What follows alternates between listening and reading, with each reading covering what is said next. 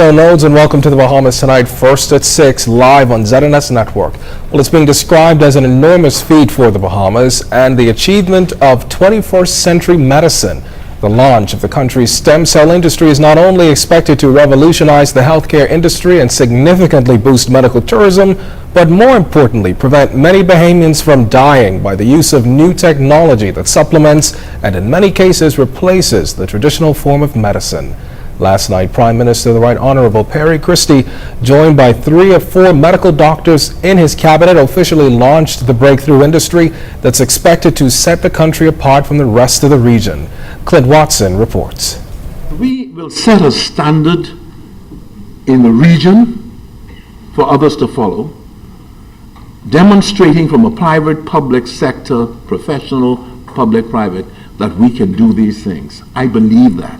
Health Minister Dr. Perry Gomez announcing at the official launch last night that the National Stem Cell Ethics Committee, the Stem Cell Compliance Group, and the Stem Cell Scientific Committee ratified the policy and procedures of the Secretariat, and 5 major stem cell proposals were approved for operation in New Providence and Grand Bahama. Okeana's Heart Institution in Freeport, Grand Bahama, was the first stem cell operation to be given provisional approval, and after today has full approval by the Stem Cell Ethics Committee.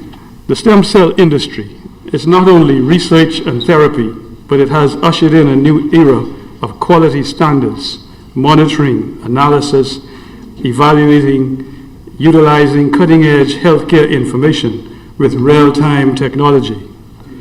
The Bahamas is now positioned at the head of the global development of stem cell research and therapy in the developing countries and many developed countries across the globe. And if you're wondering what is a stem cell research all about, well, in a nutshell, it's taking a type of white cell from the body and using it to actually heal the body from various illnesses and diseases or to enhance the body.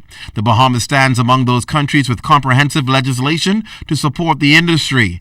Extensive training, new techniques, and job opportunities are also expected to become available through the sector. Prime Minister the Right Honorable Perry Christie says it was paramount for the Bahamas to ensure the industry was properly set up so that the significant benefits that potentially can come from the sector can be achieved. We want people of the world to see that this is going to be not just the Bahamas looking for medical tourism, but the Bahamas engaged in a high level of research where people like Kobe Bryant flies to Germany, right, for the assistance from a German doctor on the kind that he would be able to fly to the Bahamas for.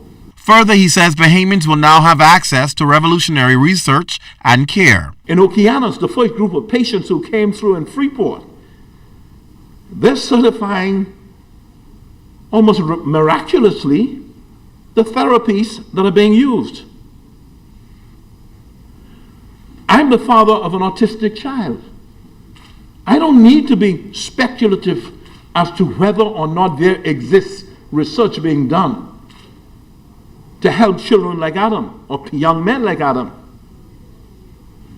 But for the first time, the research that we're talking about, the interventions that we're talking about, Bahamians will have access to those treatments. That's the condition upon which people must be licensed. Already, Bahamian professionals have embraced this technology. Cardiologist Dr. Conville Brown was the first Bahamian to perform the first procedure using stem cell research back in 2012. Clint Watson, ZNS Network News.